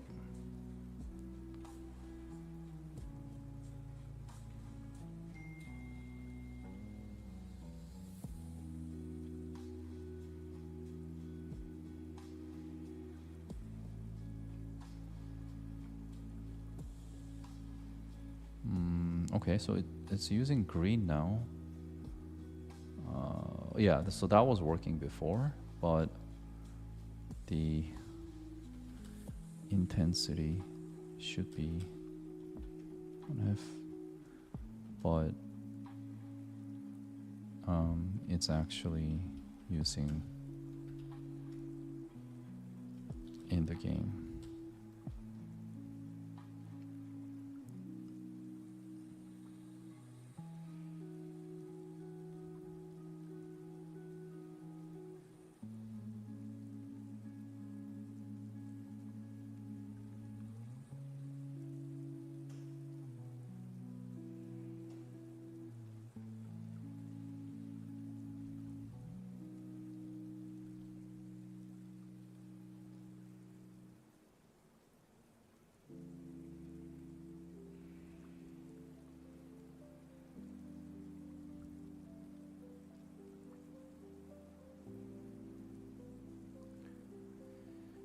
Material intensity set to 0.3, yeah.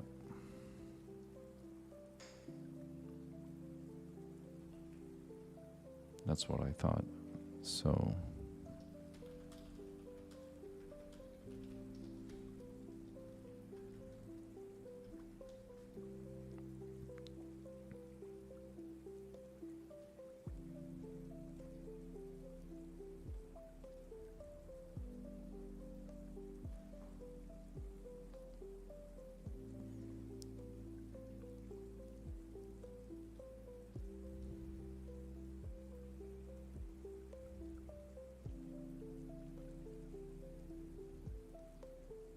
custom shader GUI? What the heck?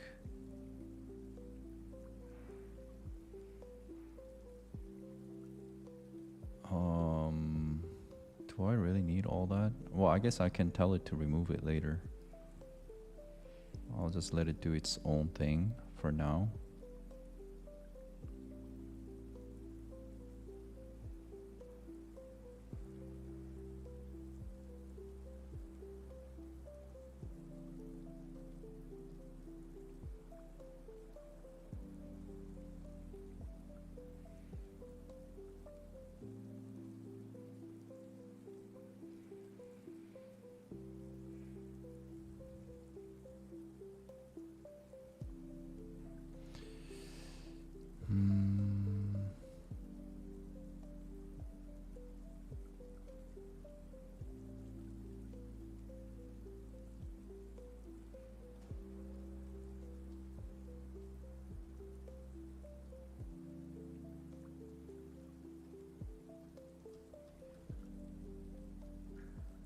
Still seeing 0.3 being applied.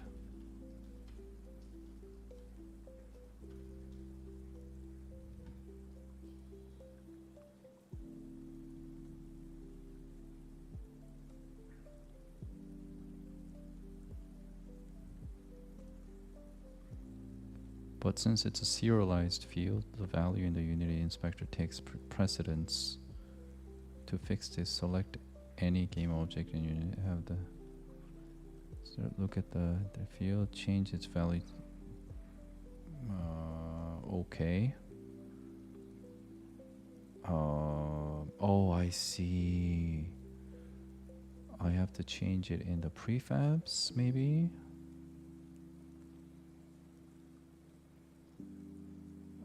Here. Oh no. No, I have it there. Yeah. In the prefabs inspector for character select, all the parameters are correctly set. including intensity to be 0.1. That's not the issue.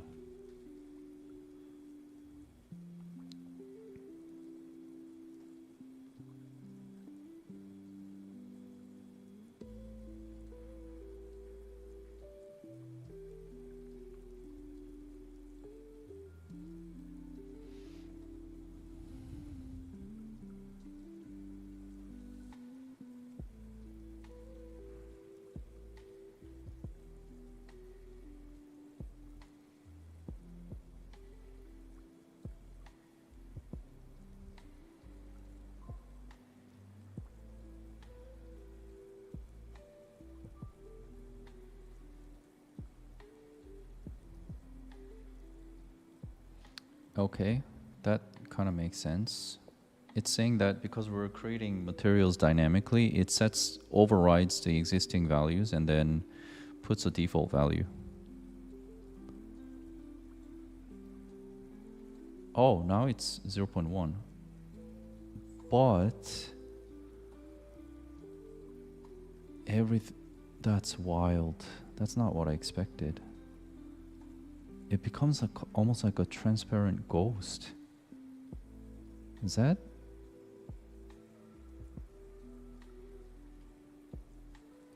how it's supposed to be?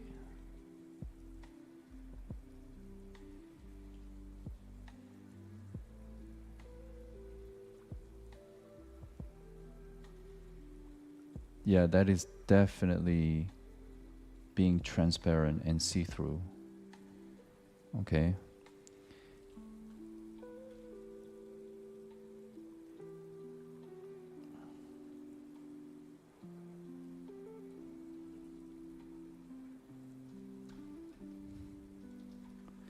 It's working now, but the character seems like it's become translucent to see through a little bit. Why is that?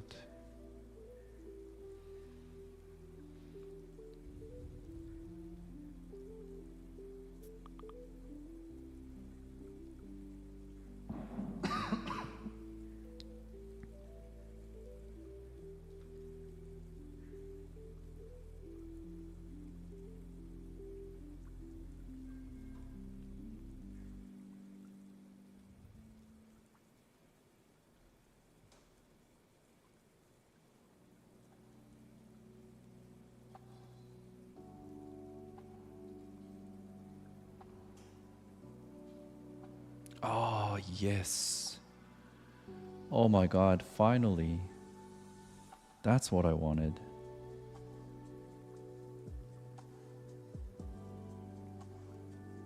Oh my god. Yes. And can I even change here? Okay, so that doesn't affect it. Okay, that's fine. I'm happy with that. So, okay. Okay, I'm gonna, before I make the same mistake, I'm gonna accept everything. And I am happy with what I have now. Can you remove all the inspector parameters and debug log statements everywhere? But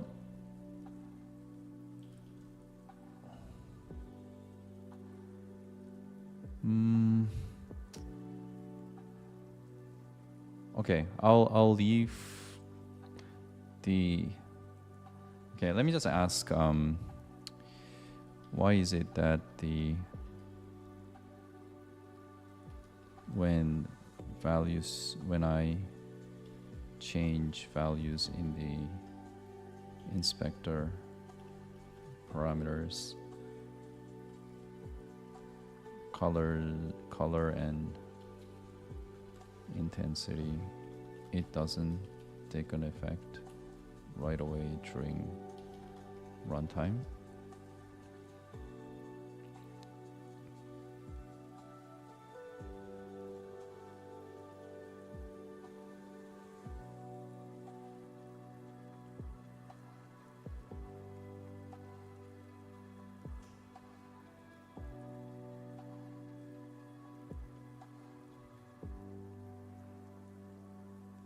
Okay, let's just make sure we get that working.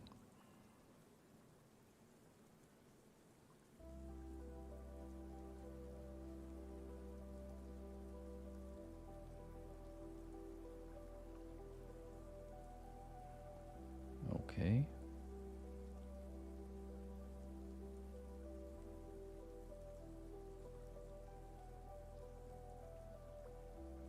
Nice. Nice, nice, nice.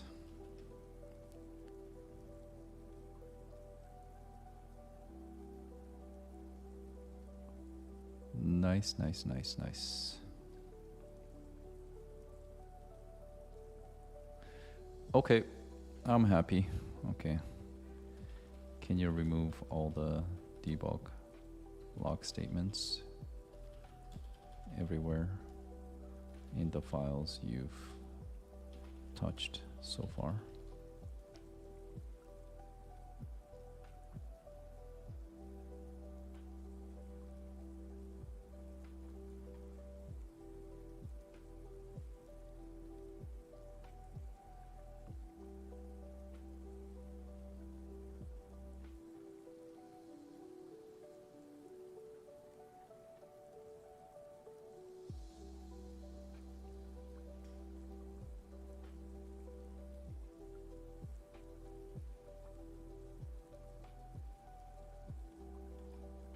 All right. I mean, it doesn't look too bad after all that. Right? Okay, I think I'm gonna stop here. I think this is a good place to leave everything. And then the next part is the exciting part. When the players select a character, then I will have to enable the buttons so that they can replace the units if they want or relocate the units. Let me just quickly fix. This is really bothering me. This, I'm not sure what this is. Ever since this work you added, I am getting this error when scripts are compiled in Unity.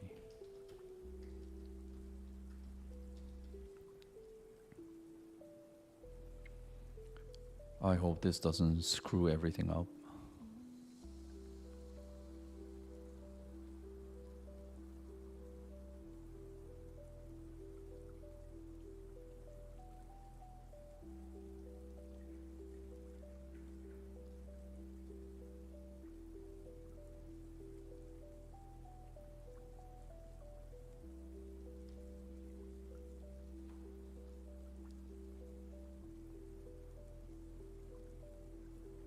Oh, I'm still seeing it.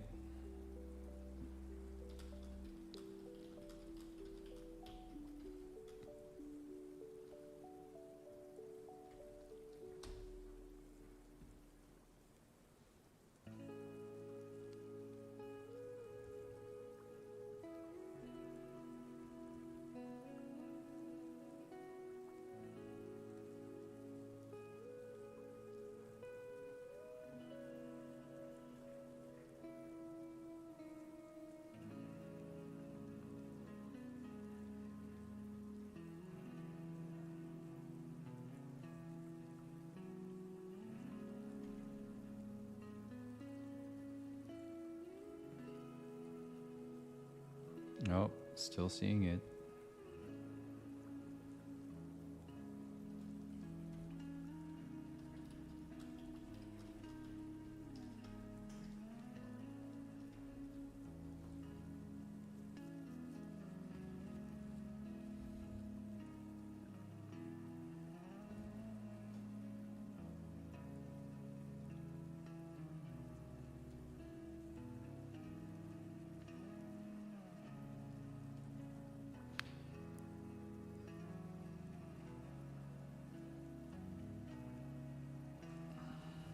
I wonder if the problem itself might just go away if okay, I'm gonna reject everything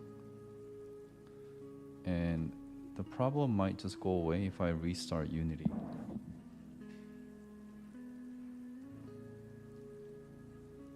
One second.